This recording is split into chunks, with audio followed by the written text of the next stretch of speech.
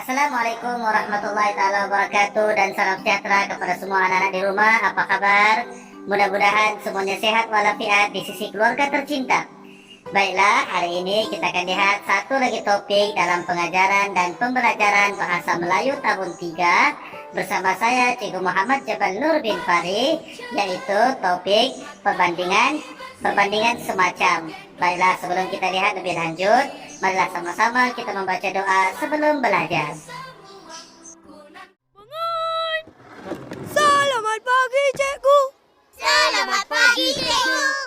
Allahumma aftah alaina hikmataka waishur alaina min khazaini rahmatika ya arhamar rahimin. Baiklah, apakah itu perbandingan semacam?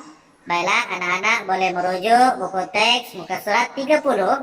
Perbandingan semacam ialah bahasa kiasan yang menunjukkan perbandingan antara suatu keadaan, situasi, ataupun sifat, yaitu kata adjektif yang telah kita pelajari, dan perbuatan dengan benda yang mempunyai sifat perbandingan ataupun sifat persamaan.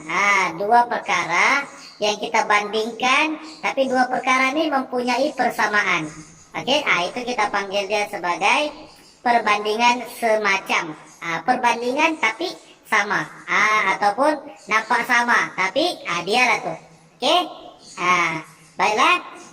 Dalam perbandingan semacam ini kita akan menggunakan perkataan yang menunjukkan perbandingan, yaitu pertama macam, kedua seperti, ketiga bagai, keempat bak, bak, yang kelima umpama, dan yang keenam laksana.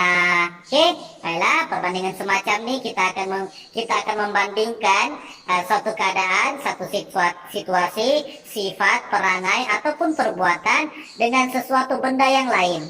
Dan di tengah-tengahnya itu kita letakkan kata bandingan, macam, bagai, seperti, bak, umpama, dan laksana.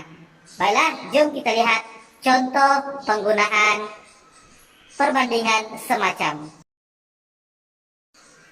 Oke, baiklah, di sini kita lihat contoh perbandingan semacam. Yang pertama, lembut bagai sutra. Lembut. Sutra, kain sutra, macam kain yang cikgu pakai ini ialah kain sutra. Lembut seperti kain sutra. Lembut bagai kain sutra. Kata perbandingan di tengah-tengah ialah bagai. Oke, lihat contoh yang kedua. Luas bak lautan.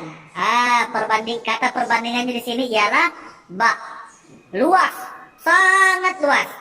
Bak lautan. Lautan kan luas. Jadi kita bandingkan persamaan sesuatu keadaan yang luas itu dengan lautan yang luas. Begitu ya. Oke, seterusnya masam seperti cuka.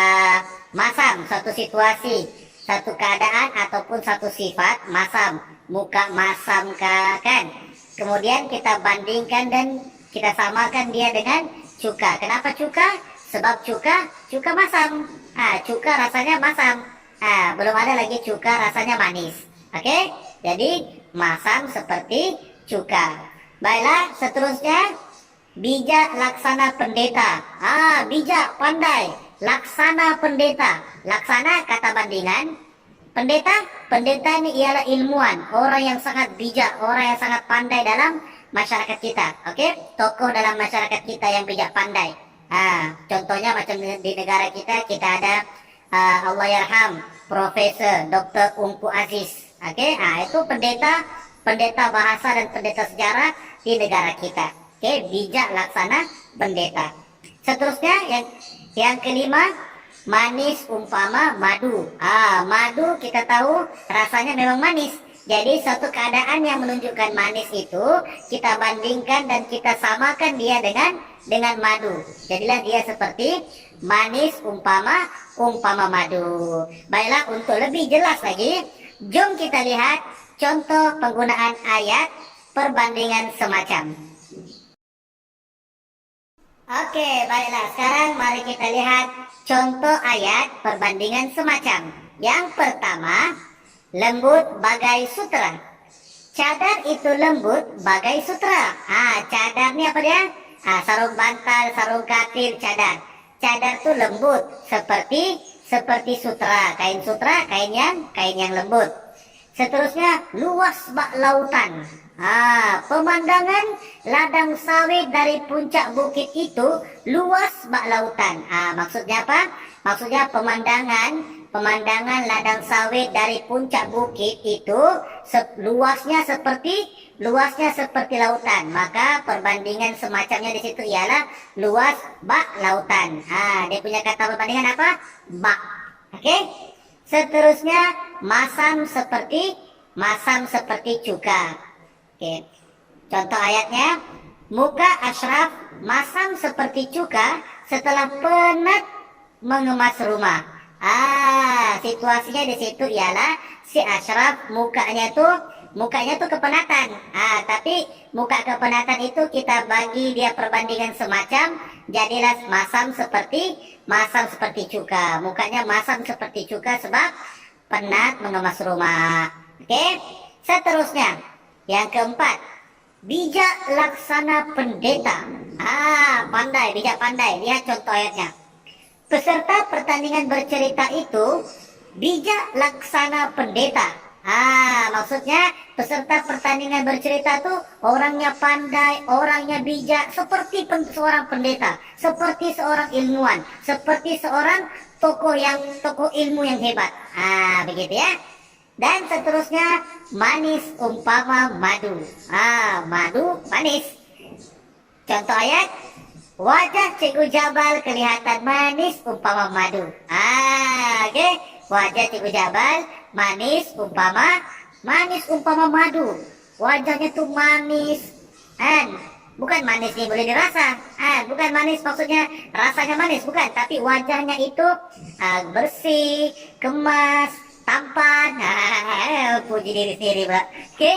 Ini bukan Jabal di sini lah. Ini Jabal di Afrika. Okey, wajah Cikgu Jabal kelihatan manis umpama madu. Okey. Baiklah. Begitulah tadi contoh penggunaan ayat dalam perbandingan semacam. Baiklah, begitulah tadi topik pembelajaran kita pada hari ini, yaitu perbandingan semacam dalam bidang seni bahasa. Mudah-mudahan anak-anak di rumah dapat memahami isi pembelajaran kita pada hari ini. Sebarang pertanyaan, bolehlah di komen di bawah atau terus berhubung dengan cikgu. Sampai jumpa lagi. Assalamualaikum.